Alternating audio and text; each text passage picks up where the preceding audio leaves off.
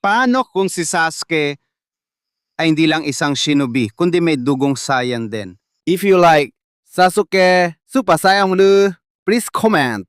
I like it. Tinuruan siya ni Whis. Lumagpas siya sa limitasyon. Nilang niya ginaya ang kapangyarihan ni Goku. Mas pinatindi pa niya.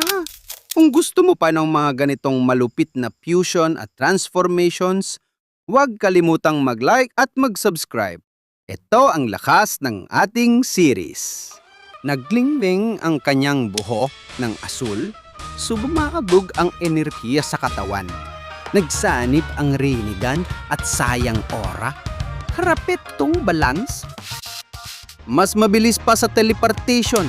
Ang Chidori niya ngayon, pinapagana na ng makalanggit na ki. Ito si Super Saiyan Blue Sasuke. Ang pinagsamang lakas ng chakra at Diyos na ki. Pero, paano kung natutunan ni Goku ang Sage Mode?